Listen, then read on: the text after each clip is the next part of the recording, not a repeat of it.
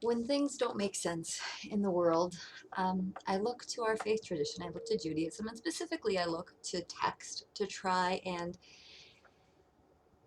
reason things out. And this week, there was certainly a lot that was unreasonable. And in particular, I'm thinking about the murder of 10 people in a grocery store at a Tops in Buffalo, New York, where I began my rabbinate in Buffalo. And it felt close to home for so many reasons. First of all, for me, because it was in Buffalo, and second of all, because we as Jews are familiar with this kind of violence. But this time it wasn't about Jews, and and I'm struggling with that, of wanting to own the pain of this, and knowing that it is both a community that I hold very dear to my heart, and a community that is very separate in a lot of ways from our community. So the text that I went to this time comes from it's Talmud. It's from Talmud Sanhedrin 37a, verse 13, and it says, um, לפיכך נרבה אדם יחידי ללמודך שכל המאבד נפש אחד מישראל מאלה עליו הכותב כאילו איבד עולם. מלוא וכל המקיים נפש אחד מישראל מאלה עליו הכותב כאילו קיים עולם. Now, the translation of this, interestingly, is not a direct translation. This is an AJWS translation. AJWS is American Jewish AJW World Service.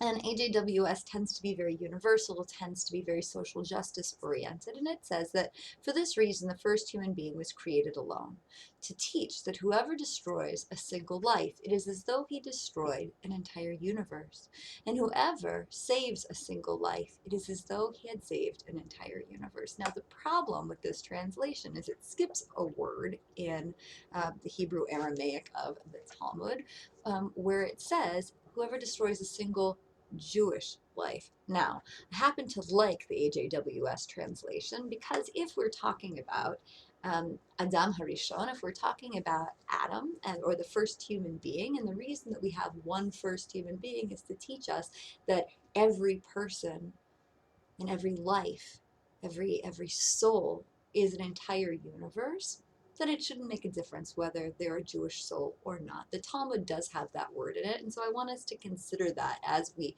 interpret this.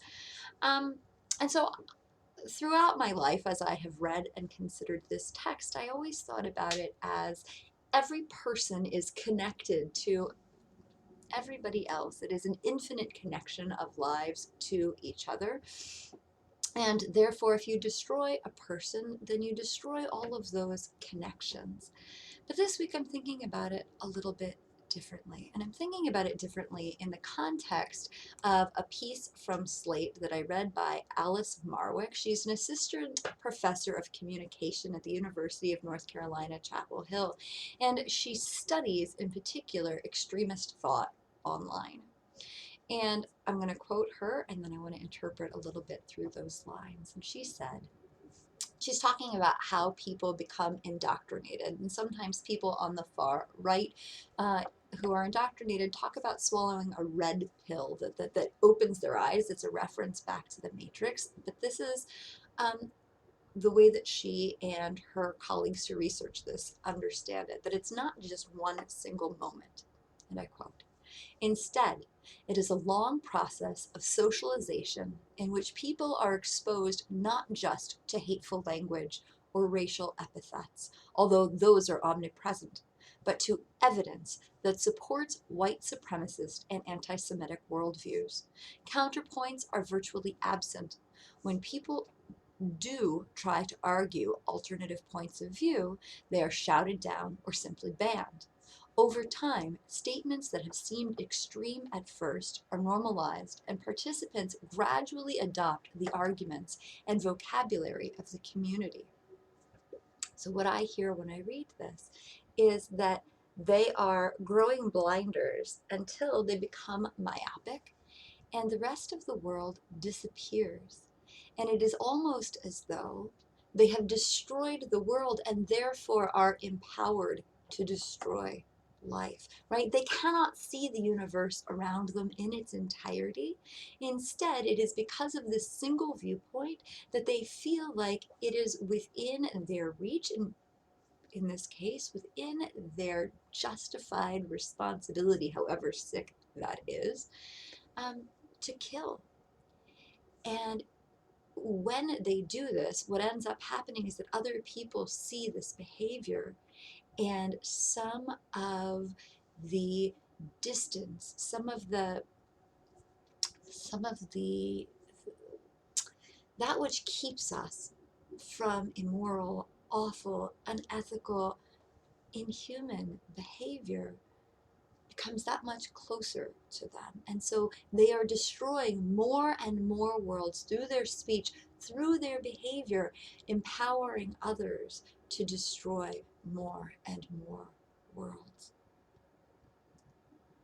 I've been struggling because this is not my tragedy as a Jew, and yet reading our Jewish text along with this text from Professor Medwin teaches me that it is through my own behavior, through understanding that it is important every time we hear racist language, every time we hear anti-Semitic language, to speak up, to call people on it, to say what you're doing, what you're saying is not okay. Not in this instance, not in any instance.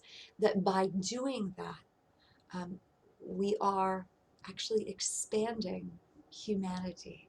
And come back to a Jewish text, this time from Pirkei Avot once again, that says, in a place where no one is being a human being, strive to be a human being.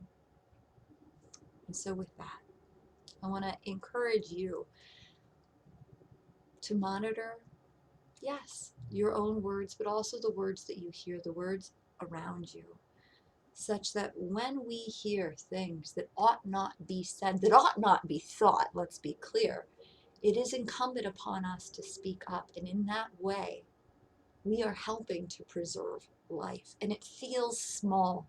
It does. But it encompasses the world.